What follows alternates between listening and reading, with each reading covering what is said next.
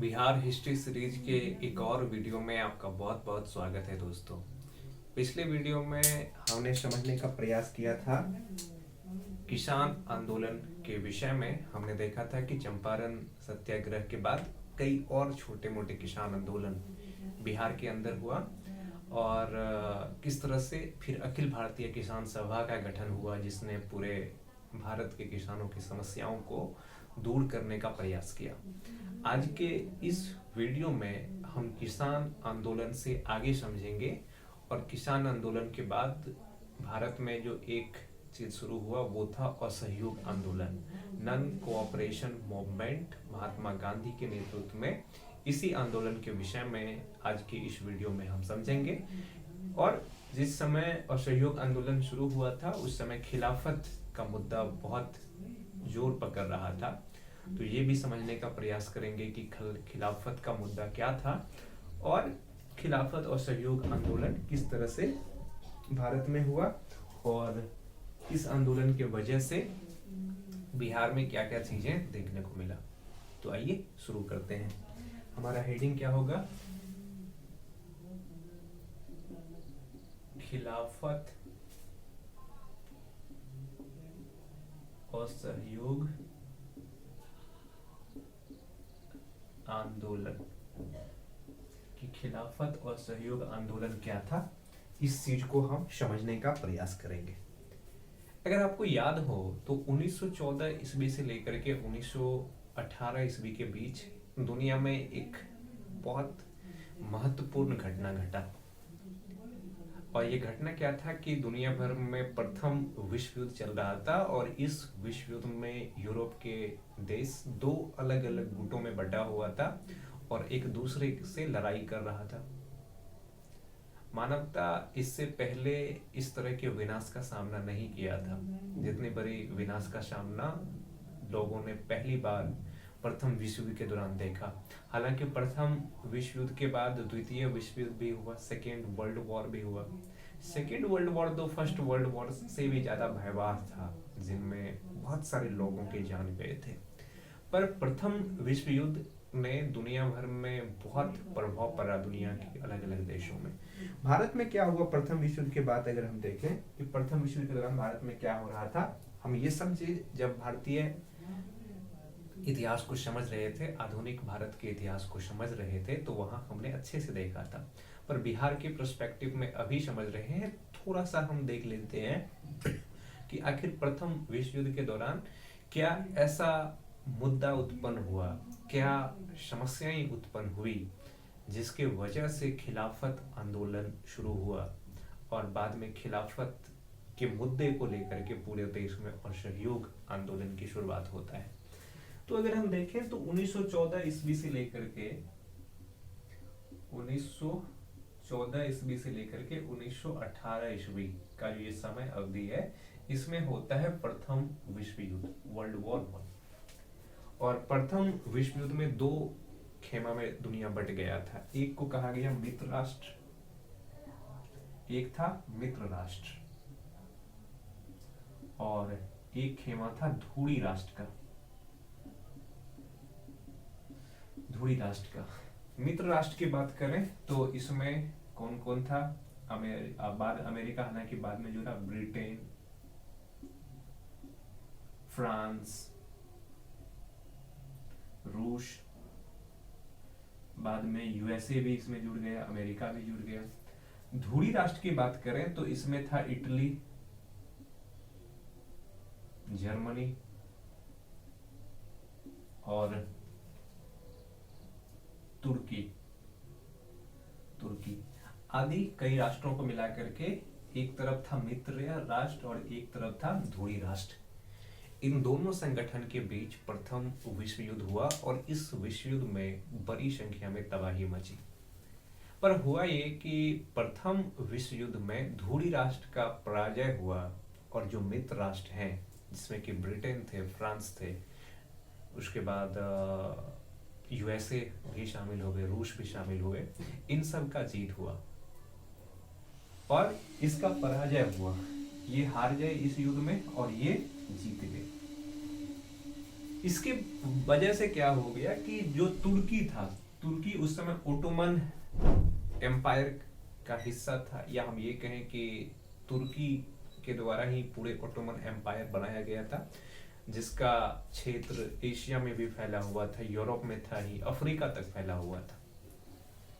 और जब तुर्की का इस युद्ध में पराजय हुआ, तुर्की जब इस युद्ध में हार गया, तो कई तरह की संधि हुआ, जिसमें तुर्की पर एक बहुत ही अपमानजनक संधि हुआ, तुर्की के साथ संधि।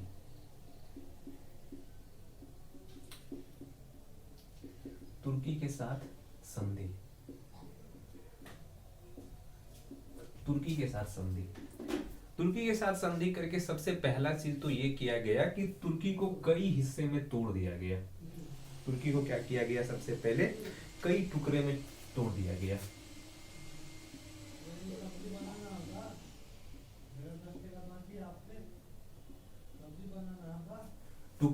टुकड़ा कर दिया। तुर्की के साथ संधि मतलब तुर्की के साथ संधि किया किसने? मित्र राष्ट्रों ने। और जो ओटोमन एम्पायर यूरोप में, एशिया में, अफ्रीका में फैला हुआ था, इन पूरे हिस्से को कई छोटे छोटे टुकड़े में बांट दिया गया।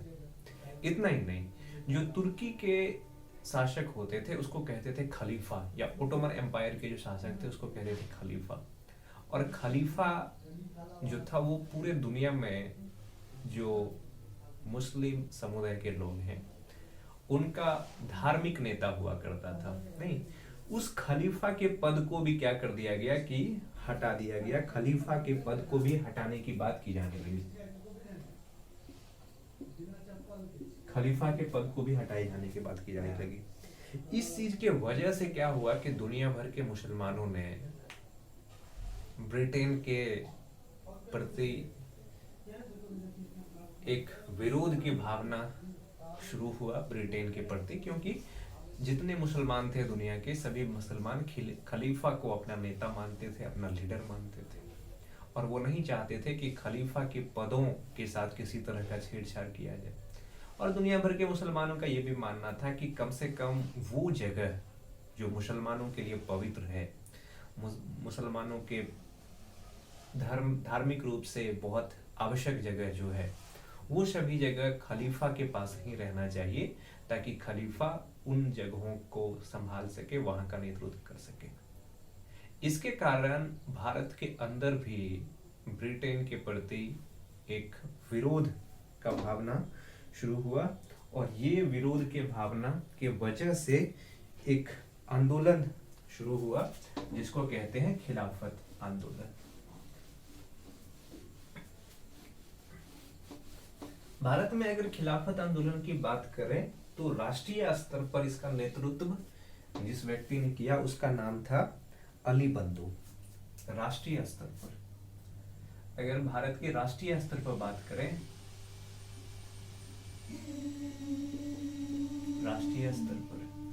राष्ट्रीय स्तर पर खिलाफत जो आंदोलन था इसका नेतृत्व किया अली बंधु। अली बंधु, उसके बाद और कई तरह के नेता थे जिसमें कि मोहम्मद अली और शौकत अली। मोहम्मद अली और शौकत अली। शौकत अली ने क्या किया कि इस आंदोलन का नेतृत्व किया। इसमें बाकी और भी कई मुस्लिम नेता जुड़ते गए। गांधी जी ने क्या किया कि खिलाफत के मुद्दे का समर्थन किया। गांधी जी क्या किया? गांधी जी के द्वारा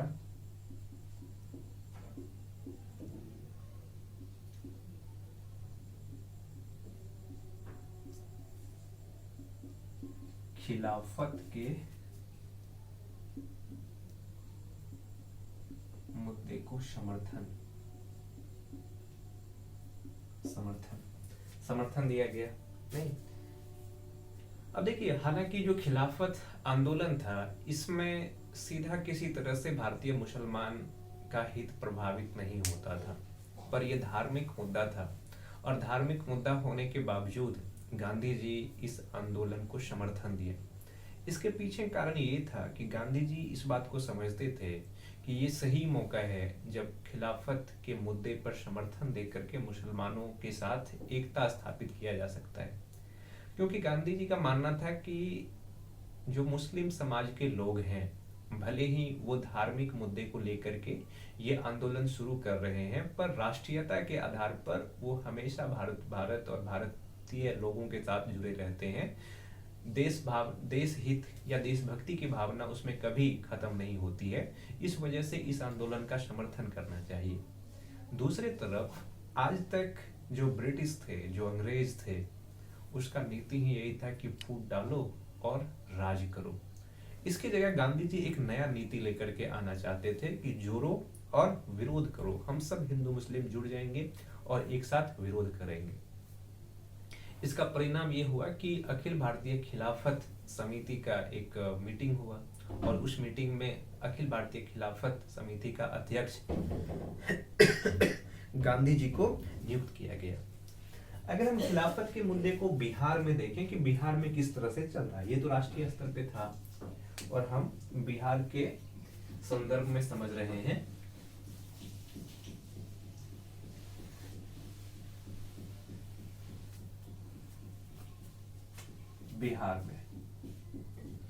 बिहार में खिलाफत आंदोलन किस तरह से चल रहा था।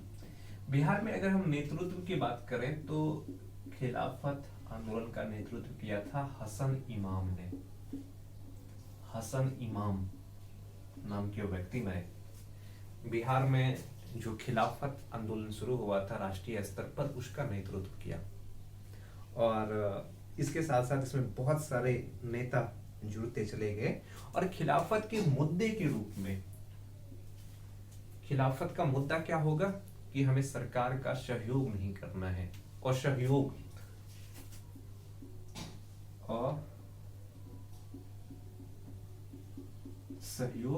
आंदोलन मतलब खिलाफत का मुद्दा क्या होगा कि हम सरकार का सहयोग नहीं करेंगे और सहयोग करेंगे। इसका मतलब क्या हो गया कि जितने भी भारतीय लोग हैं जो सरकार के अधीन किसी पद पर हैं या जो विद्यार्थी स्कूल में कॉलेज में पढ़ रहे हैं, उन सब से अपील किया गया कि वो लोग सरकारी सेवाओं को, सरकारी शिक्षा केंद्रों को त्याग दे और इस आंदोलन में शामिल हो जाए। इसके वजह से असहयोग आंदोलन पूरे देश में फैलना शुरू हो गया। असहयोग आंदोलन के दौरान बिहार में क्या क्या घटनाएं हुई, बिहार में किस तरह का कार्यक्रम का आयोजन हुआ, इन सब चीजों को आइए अब हम समझते हैं।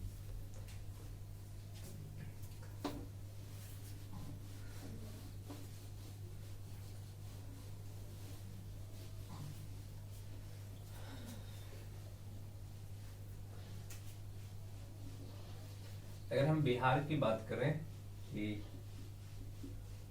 बिहार में किस तरह से खिलाफत और सहयोग आंदोलन का शुरुआत हुआ, तो इसका शुरुआत हुआ नवंबर 1920 में। नवंबर 1920 कहां से? शाहबाद में। और कार्यक्रम क्या चुना गया? नशाबंदी।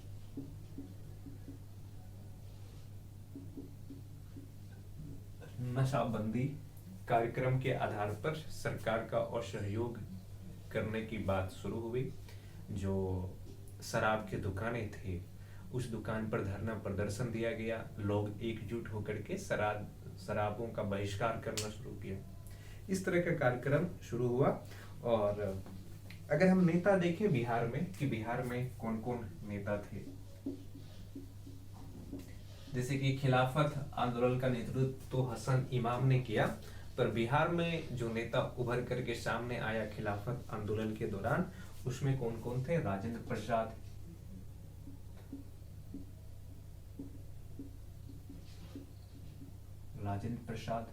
मजहरुल हक,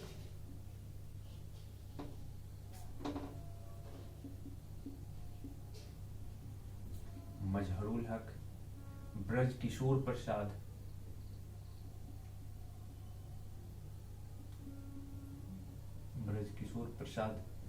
अन्य कई नेता इस आंदोलन में उभर करके सामने आए। यहाँ तक कि जो राजेंद्र प्रसाद थे, उस समय ये वकालत छोड़ करके बाहर आए थे। नहीं, इन्होंने क्या किया कि गांधी जी के आह्वान पर वकालत छोड़ दिया।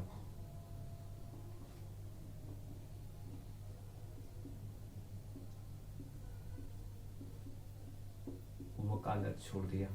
तो गांधी जी के कहने पर जो राजेंद्र प्रसाद जी थे, इन्होंने वकालत छोड़ करके इस आंदोलन में शामिल हो गए।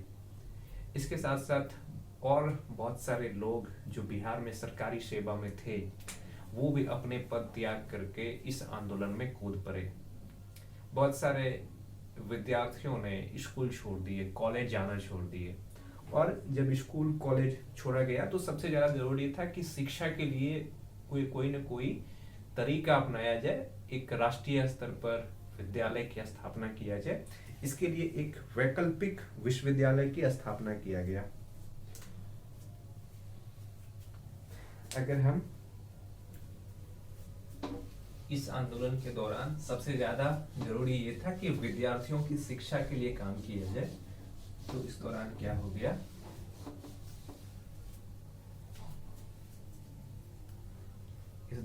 गया, कि शिक्षा के लिए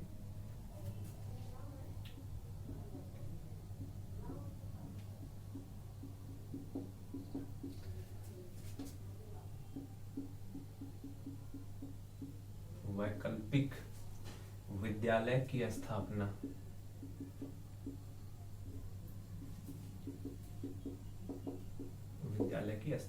वैकल्पिक विद्यालय का मतलब कि अगर जिन विद्यार्थियों ने अपना पढ़ाई छोड़ करके इस आंदोलन में जुड़ गए हैं, उसका शिक्षा प्रभावित नहीं हो, उनका पढ़ाई लिखाई प्रभावित नहीं हो, इसके लिए जरूरी ये है कि उनके लिए कोई न कोई वैकल्पिक साधन खोजा जाए ताकि विद्यार्थी का पढ़ाई प्रभावित नहीं हो। इसके लिए सबसे पहले राष्ट्रीय विद्यालय की स्थापना किया गया। इसके लिए सबसे पहला जो काम किया गया, एक राष्ट्रीय विद्यालय की स्थापना।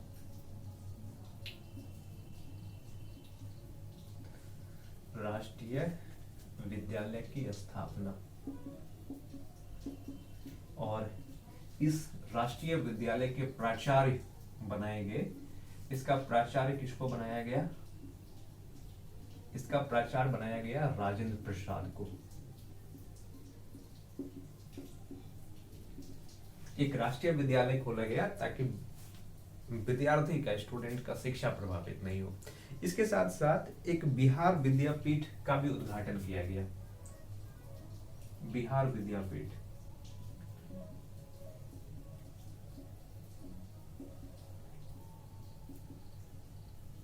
बिहार विद्यापीठ। बिहार विद्यापीठ की बात करें तो इसका उद्घाटन किए थे गांधी जी आकर के। उद्घाटन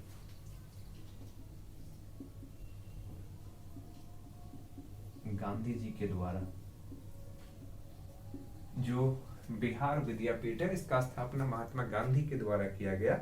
और अगर हम इसका स्थापना की बात करें तो इसका स्थापना किया गया था 6 फरवरी 1921 ईस्वी में। और इसका कुलाधिपति बनाया गया मजहरूल हक को। कुलाधिपति मजहरूल हक।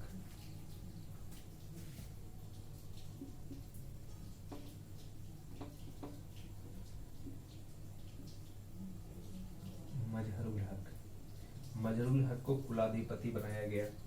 और इस विद्यापीठ का जो कुलपति बने ब्रजकिशोर प्रसाद, कुलपति बनाया गया ब्रजकिशोर प्रसाद को।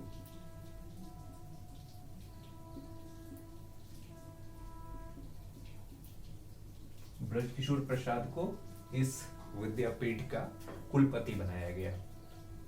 तो इस तरह से जो खिलाफत और सहयोग आंदोलन है, इस आंदोलन के दौरान शिक्षा प्रभावित ना हो, इसके लिए कई कार्यक्रम चलाए गए, जिनमें कि एक तो राष्ट्रीय विद्यालय की स्थापना किया गया, जिसका अध्यक्ष या प्राचार्य राजेंद्र प्रसाद जी को बनाया गया। फिर बिहार विद्यापीठ का स्थापना हुआ गांधी जी के द्वारा, और उसके कुलाधिपति मजहरूल हक को बनाए गए और उनके जो कुलपति है वो ब्रजकिशोर प्रसाद को बनाया गया। इसके साथ साथ राष्ट्रीय आंदोलन में बिहार का योगदान सुनिश्चित करने के लिए और बिहार में राष्ट्रीय कार्यक्रम को आगे बढ़ाने के लिए मजहरूल हक ने कई सारे प्रयास किए, जिनमें से कि एक था उनका सदाकत आश्रम का स्थापना करना।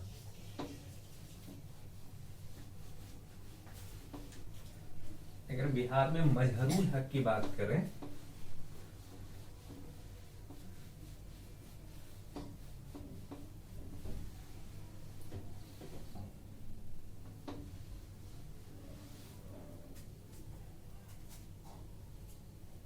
मजहरूल हक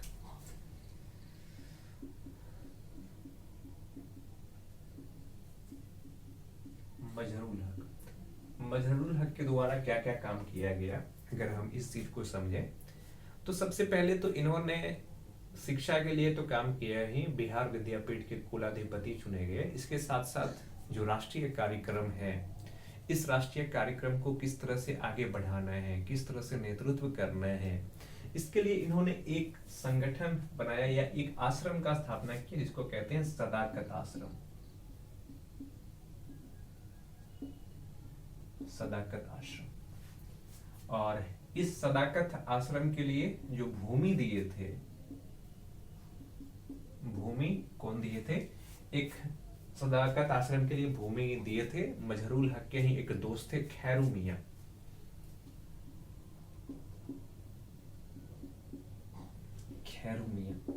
खैरू मियां नाम के एक व्यक्ति ने मजहरूल हक को भूमि दिया और उस भूमि पर उन्होंने क्या किया कि एक आश्रम का स्थापना किया जिसको कहते हैं सदाकत आश्रम। और ये कहाँ पे किया गया? दीघा, पटना का जो दीघा नाम का जगह है वहां पे मजहरूल हक ने सदाकत आश्रम का स्थापना किया। और इसके बाद अगर हम देखें तो इसके द्वारा एक अखबार चलाया गया था, एक अखबार लोगों में राष्ट्रीय भावना को जगाने के लिए और लोगों में देश के अंदर, राज्य के अंदर क्या सब हो रहा है इस चीज को बताने के लिए एक अखबार शुरू किया गया जिसको कहते हैं दी मदरलैंड। दी मदरलैंड नाम का जो अखबार है इसको शुरू किया गया किसके द्वारा? मजहरूल हक के द्वारा। और कब शुरू किया गया था? 1921 ईस्वी में। 1921 ईस्वी में इस अखबार के द्वारा बिहार के लोगों को राष्ट्रीय आंदोलन से अवगत कराया गया, राष्ट्रीय परिघटनाओं से अवगत कराया गया। इसके साथ साथ जो खिलाफत और सहयोग आंदोलन कार्यक्रम का समय अवधि है उस दौरान कई और चीजें देखने को मिला था।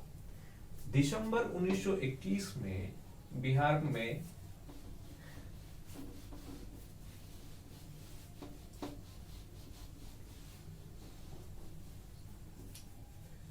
दिसंबर 1921 में बिहार में आया था प्रिंस ऑफ वेल्स।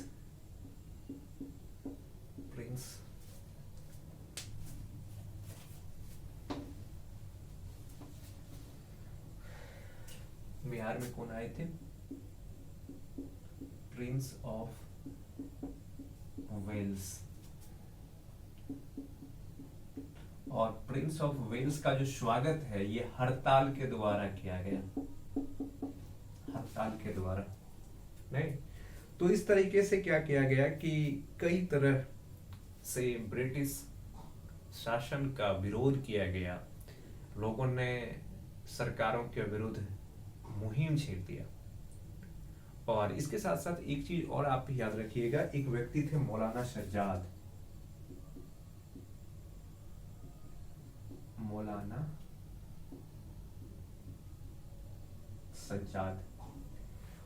सज्जाद नाम के व्यक्ति ने क्या किया कि एक संस्था बनाया जिसको कहते हैं इमारत-ए-शरिया।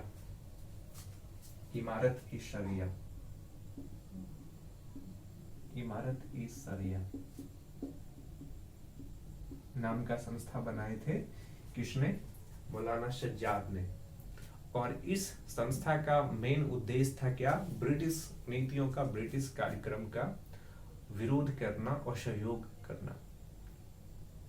तो कुल मिलाकर के देखें तो असहयोग आंदोलन के दौरान सबसे बड़ी चीजें यही था कि लोगों से आह्वान किया गया हमारे राष्ट्रीय नेताओं के द्वारा कि ब्रिटिश सरकार का सहयोग नहीं करना है, उनका असहयोग करना है।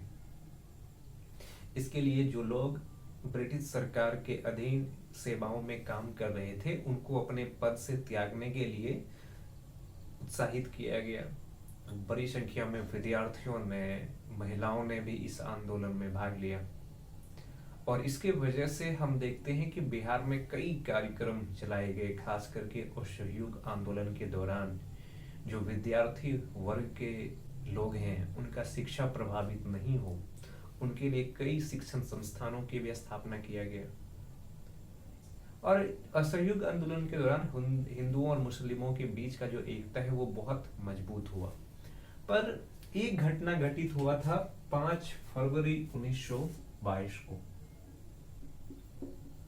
5 फरवरी 1922 को, जिसको कहते हैं कौन सा? चौरा चौरी कांड। चौरा चौरी कांड।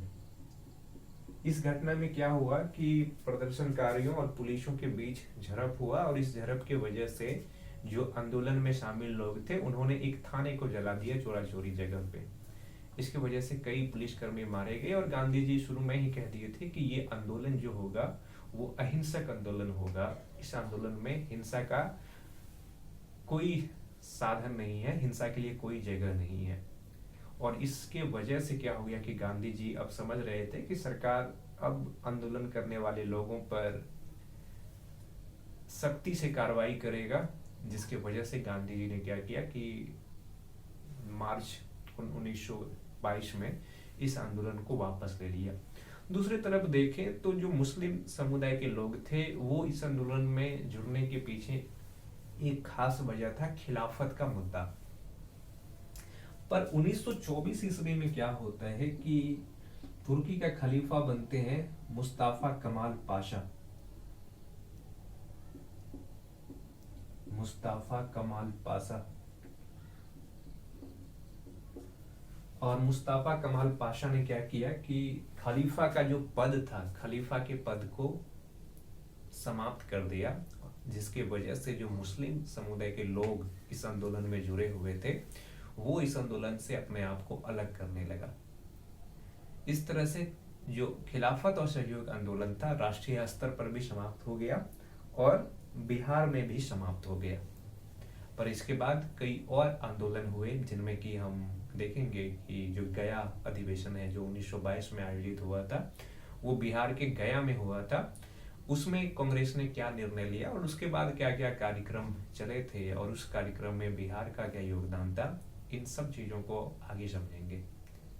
तो इस वीडियो में इतना ही। बहुत बहुत धन्यवाद।